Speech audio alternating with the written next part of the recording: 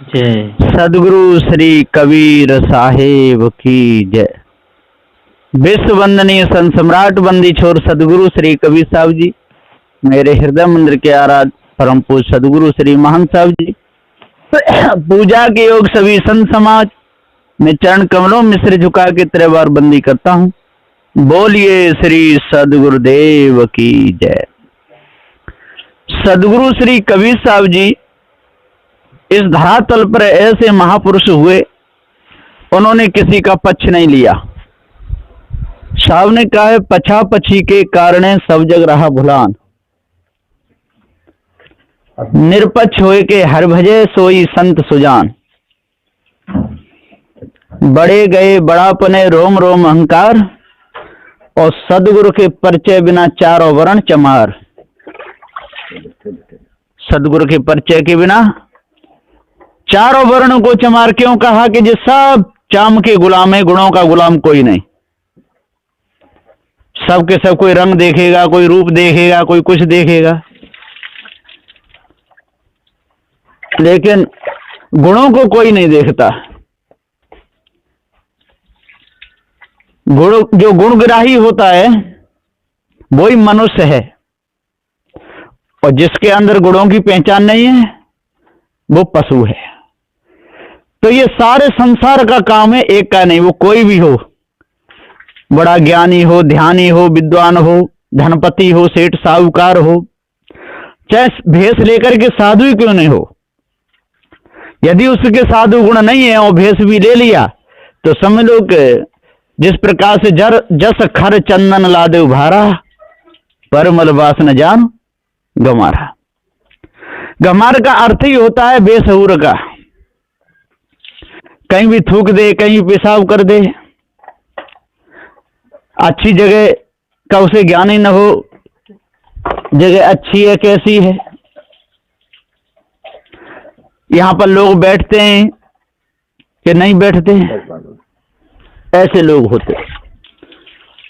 तो सदगुरुदेव जी पुकार के समझाते हुए कहते हैं कि जब तक इसको अच्छे बुरे का ज्ञान नहीं, विवेक विचार जिसके अंदर नहीं, मान मर्यादा के जिसके अंदर कोई काम नहीं, तो वो पशु है, वो मनुष्य नहीं हो सकता है।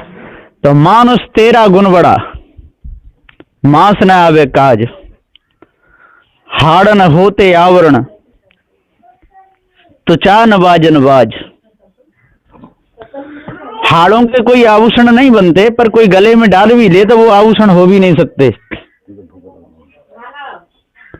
तो हाड़ों के आभूषण नहीं बनते, और सोने चांदी के भी आभूषण बन जाते हैं तो वो भी सदा संग नहीं होते। शरीर छूटा तो वो भी छूट जाते हैं, और घर परिवार के लोग निकाल लेते हैं। कीमती ज्यादा धातु होता है इसलिए उसको छोड़ते नहीं। कमर में करधनी हो उसको भी निकाल लेते हैं, नाक में बेसर हो उसको भी निकाल लेते हैं, सब निकाल लेते हैं, केवल नंगा करके छोड़ते हैं। तो ऐसी बुरी बीमारी है संसार की, और सबको मालूम है कि जब शरीर ही साथ में नहीं जाएगा तो ये कोठी बंगले कैसे साथ में जाएंगे? एक दिन शरीर छूट जाएगा। लेकिन हाय हाय में सारी बीती उमरिया, पूरी उम्र पूरी जिंदगी हाय हाय में बीत जाती है, मिलता कुछ भी नहीं है। माता पिता बच्चे को कितना सुंदर ढंग से पालते हैं, कहीं उसके लग नहीं जाए, कहीं गिर नहीं जाए, हर समय पहुंचते रहते हैं, है ना। और उसे ठंडी में कितना इंतजाम करते हैं, बढ़िया गर्म गर्म मौजा, गर्म गर्म कपड़े पहराते हैं, फिर उसको पढ़ाते लिखाते हैं, खूब पैसा जोड़ जोड़ के रखते हैं। हमारा बेटा बड़ा होगा, पढ़ेगा लिखेगा, इंस्पेक्टर कलेक्टर वालेक्टर जन क्या क्या बनेगा, फिर हमको बहुत सुख देगा, आराम से हम बैठेंगे, है ना, घर में बहू बेटा आ जाएंगे। धीरे धीरे धीरे धीरे उम्र बीतती चली जाती है, समय निकलता चला जाता है, वही बेटा बड़ा हो जाता है, फिर न माँ को पूछता न बाप को पूछता। तब उस समय की याद कर करके रोते हैं माता पिता दोनों। कौन से समय की?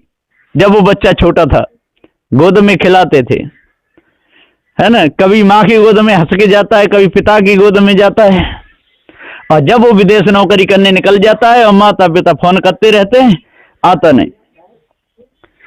तो सारे संसार की यही हालत है, एक की नहीं। तो सदगुरुदेव जी पुकार के समझाते हुए कहते हैं कि जब तक मनुष्य को अपने आप का पूरा ज्ञान नहीं होगा, जड़ चेतन का ज्ञान नहीं होगा, तब तो सारा जीवन मोह में भी जाएगा। अहो मोह महिमा प्रबल सबको करत बेहाल, ज्ञान हरे संपत्ति हरे प्राण हरे तत्काल। मोह बहुत है, मोह ने सारा संसार खा लिया, और वो ही मोह पशु पक्षी उस मछखाने में भी सताता है। मां विवेक विचार तो नहीं होता है, पर मनुष्य जन्म में जो मोह किया है तो वहां भी मोह होता है। बदरी का जब बच्चा मर जाता है, जब तक दूसरा बच्चा नहीं आवे तब तक वो पेट से चिपकाए रहती है सूखी खाकड़े को। इसी प्रकार कुतिया का पिल्ला यदि मर गया तो मुंह में देखे कां करके रखे रखे चिल्लाती है ऊपर को मुंह करके। ये सबका यही हाल है। भैंस का बच्चा मर जाए उसके लिए रमाती रहती है, हथनी का बच्चा मर जाए वो भी रमाती रहती है, और घोड़ी तो उसी जगह पर बैठी रहती है।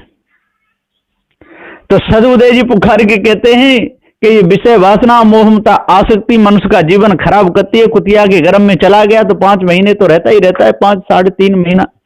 बकरी के पेट में भी रहता है 4 साढ़े 4। ऐसे ही माँ के गर्भ में मनुष्य खाने में आ गया तो 9-10 मास रहता है गर्भ में। घोड़ी के गर्भ में पहुंच गया तो 12 महीने रहता है। हथनी के गर्भ में पहुंच गया तो 18 महीना रहता है। ऐसी सबकी अवधि अलग अलग है। कोई कोई बच्चा तो मनुष्य खाने में 7 महीना का भी पैदा हो जाता है। उसका यदि प्रारब्ध है तो जीवित रहता है, ना तो शरीर छूट जाता है। तो किसी का प्रारब्ध माँ के गर्भ में पूरा हो जाता है, किसी का जन्म लेते समय पूरा होता है, किसी 10, 20, 30, 40, 50, 60, 70, 80, 90, 100 तक, कोई 100 से ऊपर भी निकल जाता है। तो सदगुरुदेव जी पुकार के समझाते हुए कहते हैं कि ये सब देखे का व्यवहार है, जगत सब धोखे का व्यवहार। तो सारा धोखा ही धोखा है, और सब कोई धोखा देता है। ऐसा कोई नहीं है कि जो धोखा नहीं देता हो। पति भी धोखा पत्नी को देता है, पत्नी भी पति को देती है। इसी पर गुरु चेला को, चेला गुरु को, बाप बेटा को, बेटा बाप को, माँ, सब सारा संसार ही धोखेबाज है। सदगुरुदेव कहते हैं कि जब पारक ज्ञान हो जाता है तो वो धोखा छूटता है, और किसी को आदत पड़ जाती है धोखा देने की तो पारक ज्ञान के बाद भी उनका धोखा नहीं मिटता है।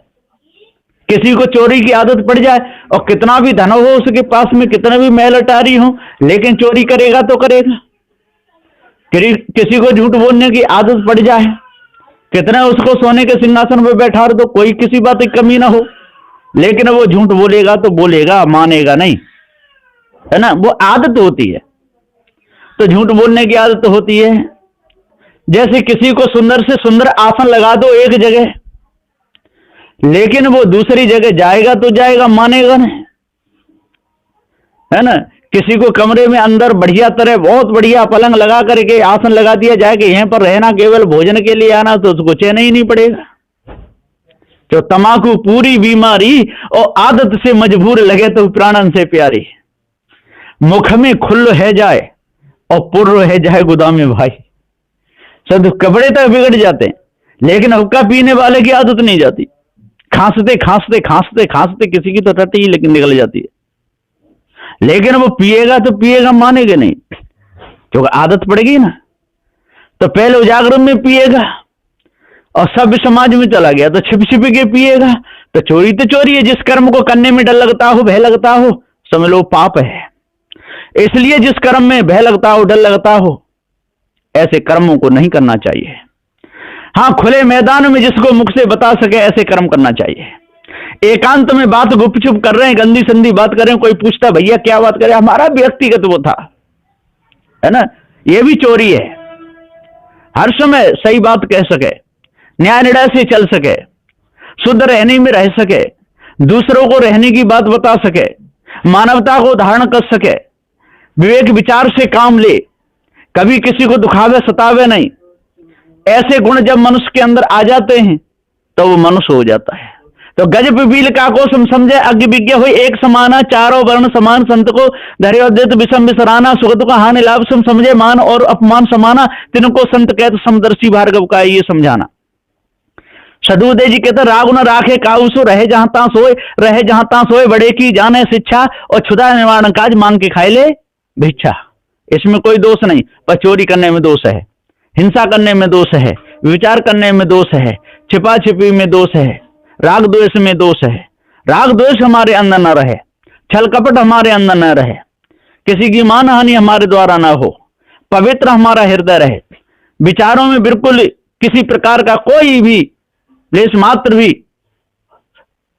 विकार नहीं आवे, शुद्ध साफ हृदय रहे, विचार ऐसे रहें कि दूसरों को दुखदाई ना बने, बिल्कुल पवित्र शुद्ध साफ। तो राग न राखे काउसु, रहे चाहता सोए, राग किसी से नहीं रखे, और शुद्ध साफ बढ़िया कोई जगह मिले अपने आराम से सोवे उठे बैठे, है ना, चाहे कोई ऊपर सिंहासन आकाश में आसन लगाए दे, चाहे नीचे पाताल में लगाए दे, है ना, विचार से अपने रहे, हर समय रहनी सहनी अच्छी रहे, जड़ चेतन के भेद को अच्छे प्रकार से जाने, जड़ाध्यास से दूर रहे, और जितनी चमत्कारी संसार में चल रही है इनसे बिल्कुल दूर हो जाए, क्योंकि ये तो सब ढोंगी लोग हैं, फंसाने का ही काम करते हैं, कोई उबारने का काम नहीं करता है, और सबके सब अपने तरफ झुकाने की कोशिश करते हैं। ऐसा कोई नहीं संसार में जो अपने तरफ झुकाने की कोशिश नहीं करता हो, और झुकाते झुकाते जो स्वयं ही झुक जाता है, दूसरों को धोखा देते देते स्वयं ही धोखे में आ जाता है, दूसरों को गिराते गिराते स्वयं ही गिर जाता है, दूसरों की चुगली करते करते करते करते उसी की ऐसी होती है कि वही जेल में पहुंच जाता है। तो सदुदय कहते जेल कई प्रकार की है। एक तो जेल यह है कि कर्म करते समय पकड़ा गया तो जेल में जाकर के हवा खाएगा, और एक जेल वो है जो कर्म जो किया था उसका छापा अंतःकरण में पड़ गया, देखे सुने भोगे के संस्कार। अब उन कर्मों का जब उसको फल मिलेगा तो मां के गर्भ में जाएगा, वो जेल है। और फिर जिस शरीर में जितने दिन तक रहेगा वो जेल है। हम सब इस शरीर में रह रहे हैं, हम जेल में हैं, ये जेल है ना। कितना दुख आता है, पेशाब का रोग हो जाता है, कभी हाथ पैर कट जाते हैं, कभी एक आंख फूट जाती है, कभी दोनों आंखों से नहीं दिखता, कभी पैर टूट जाता है, कभी रोग आ जाते हैं। ये सब जेल का जो दुख है, जेल का फल है। इसलिए इस जेल से बचने के लिए ही पारखी गुरुदेव के शरण में आते हैं और विषय वासना को त्यजते हैं। यदि दाव लग जाए तो मुक्त हो जाते हैं, यदि दाव नहीं लग पाया तो फिर जेल की हवा खानी पड़ती है। चाहे मनुष्य खानी में आकर के जेल की हवा खानी पड़े, चाहे पशु खानी में आकर जेल की हवा खानी पड़े, चाहे पक्षी खानी में, चाहे उसमझ खानी में, ये सब जेल की हवा है। और लोग समझ लेते हैं हम मनुष्य खानी में आ गए और हमारे हाथ पैर अच्छे हैं, हमारी आंखें अच्छी हैं, सब कुछ अच्छा है, हमारे समान कोई दुनिया में नहीं। ये दूसरे दुखी है, हम सुखी हैं। अरे भाई, दूसरा दुखी है वो भी जेल में और तू सुखी है तू भी जेल में। ये मनुष्य तन रखना, मनुष्य शरीर में आना, ये जेल ही है। इसलिए इस जेल की हवा से बचना है तो आज मनुष्य जन्म में आकर के फिर दोबारा जेल में आने के कर्मों को त्याग दो। यदि दोबारा जेल में आने के कर्मों को त्याग दोगे तो आप बचोगे, नहीं तो कोई सारे संसार में बचाने वाला नहीं है। चाहे आप राम के गुण गाते रहो, चाहे श्याम के गुण गाते रहो, ईश ब्रह्म परमात्मा को मनाते रहो, चाहे सीता सीता करते रहो, चाहे राधे राधे करते रहो, तंत्र मंत्र जादू टोना में फंसे रहो, कितने भी मंत्र बोलते रहो, दूसरे महापुरुषों की निंदा करते रहो, दूसरों को गालियां देते रहो, इससे कुछ भी होने वाला नहीं है। आपका कर्म दंड आपको भोगना ही पड़ेगा, सारे संसार में कोई बचा नहीं सकता। इसलिए अपने आप को जानो, भ्रम को अपने अंदर से निकाल दो, और भ्रम जब आपके अंदर से निकल जाएगा सभी प्रकार की बीमारी आपके अंदर से निकल जाएगी। मानवता जब आपके अंदर आ जाएगी, जड़ चेतन का पूरा जब ज्ञान हो जाएगा, चोरी हिंसा विचार से आप बच जाओगे, ईर्ष्या क्रोध मान छल से बच जाओगे, गाली निंदा झूठ से बच जाओगे, अपने आपके अंदर अपने आप सद्गुण आ जाएंगे, सत्य विचार शील दया धैर्य विवेक वैराग गुरु भक्ति, और ये आ गए तो समझ लो हमारा काम पूरा हो गया। बोलिए श्री सद्गुरुदेव की जय।